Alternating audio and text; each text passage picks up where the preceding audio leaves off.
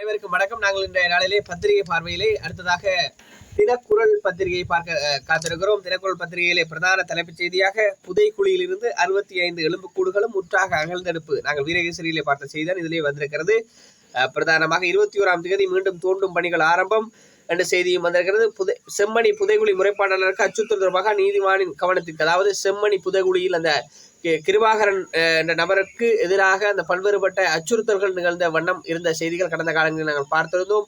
ஒரு ஒரு ஒரு மறைமுகமாக ஒரு அச்சுறுத்தல்கள் நிகழ்த்தப்பட்டது. ஒரு மர்ம வாகனம் செம்மணி முறைப்பாட்டாளருக்கு வீட்டின் அருகிலும் செம்மணி புதைகுழிக்கு அருகிலும் சென்று வந்ததை நாங்கள் பார்க்கக்கூடியதாக இருந்தது. அது சமூக வலைதளங்களிலே வைரலானது.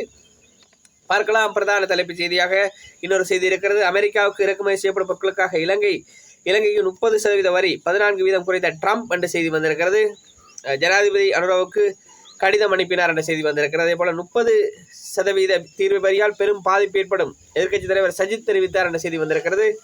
அமெரிக்க ஜனாதிபதி டொனால்டு ட்ரம்ப் இலங்கையிலிருந்து அமெரிக்காவுக்கு ஏற்றுமதி செய்யப்படும் சகல பொருட்களுக்கும் 30% பரஸ்பர தீர்வு வரியை விதித்துள்ளார் என்று சஜித் தெரிவித்திருக்கிறார். அதே நேரம் இந்த நாட்டின் ஆட்சியிலே எந்த நபர் இருந்தாலும் இந்த வரி விதிப்பை தவிர்க்க முடியாது. ட்ரம்பின் நண்பர் என்று சொல்லப்படக்கூடிய ரணில் இருந்தால் கூட இதனை தடுக்கவே முடியாது என்ற விடயம் ஒரு உண்மையான விடயமாக இருக்கிறது. அதே போல வரியை மேலும் குறைக்க தொடர்ந்து பேசுவோம் மத்திய வங்கி ஆளுநர் தெரிவித்தார் என்ற செய்தி வந்திருக்கிறது. பார்க்கலாம். அமெரிக்காவின் வரி உயர்வுக்கு இலங்கை பதிலடி கொடுக்காது, ஜனாதிபதி ஆலோசகர் தெரிவிப்பு. அதான் முக்கியமான விடயம்.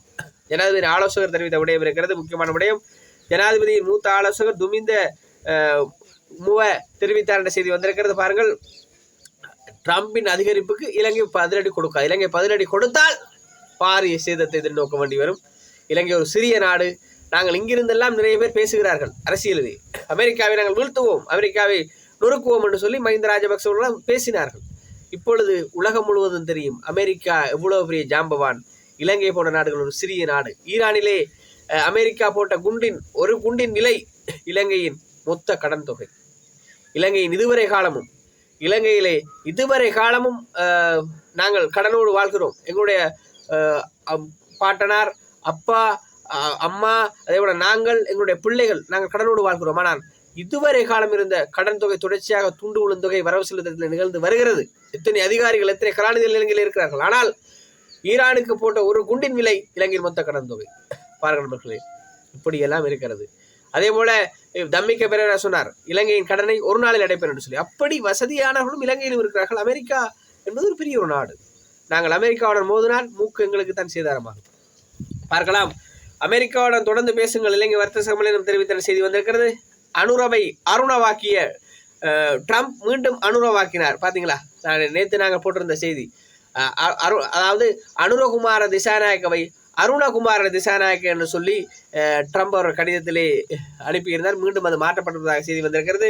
அதே போல தையிட்டி திசவிகாரிக்கு ஆதரவான சதி தோற்றது. தையிட்டி திசவிகாரை இடிக்க வேண்டாம் என கூறிய தையிட்டி திசவிகாரிக்கு அருகில் தொடர்ச்சியாக சிங்களர் முஸ்லிம் மூவரை ஈடுபடுத்தி அந்த சதி தோற்றது என்ற செய்தி வந்திருக்கிறது. அதே போல செம்மணியில் மடக்கி பிடிக்கப்பட்ட 5 குழு கடுமையாக எச்சரிக்கப்பட்டு விடயம் வந்திருக்கிறது. செம்மணி மனித புதைகுழி அகழ்விடைபெறும் இடத்தில் கடமையில் ஈடுபட்ட அந்த போலீஸ் உத்தியோகத்தை அச்சுறுத்தும் வகையில் காணொலி எடுத்த 5 அடங்கிய கும்பல் ஒன்று மடக்கி பிடிக்கப்பட்டு கடும் எச்சரிக்கையின் பின்னர் விடுவிக்கப்பட்டதாக செய்தி இருக்கிறது. அதே போல வடக்கில் அரச இயந்திரத்தின் அடாவடி எல்லை மீறுகிறதா, வடமாகாண முன்னாள் மாகாண சபை உறுப்பினர் சபா கோதாஸ் கேள்வி என்ற செய்தி இருக்கிறது. அப்படியே இந்த செய்தி நின்று செல்கிறது. பால்மா விலை, அதாவது 400 கிராம் பால்மா விலை 100 ரூபாயில் உயர்ந்திருக்கிறது என்ற செய்தி வந்திருக்கிறது. அதே போல திருக்கோணேஸ்வரர் ஆலயத்துக்குரிய காணி கன்னியாவில் அத்துமீறிய கட்டட பணி உடனடியாக இடைநிறுத்தம். அதாவது உப்போலி பிரதேச சபையின் தவிசாளர் வெள்ளத்தம்பி சுரேஷ்குமார் அவர்களை தடுத்து நிறுத்தியிருக்கிறார் என்ற செய்தி இருக்கிறது. அதே போல நாங்கள் தொடர்ச்சியாக பார்க்கலாம். தினக்குரலிலே பல்வேறுபட்ட செய்திகள் இருக்கின்றன. 12,000 கைதிகளையே தடுத்து வைத்திருக்கும் வசதி, 33,000 கைதிகள் சிறைச்சாலை தடுத்து வைப்பு செய்தி இருக்கிறது.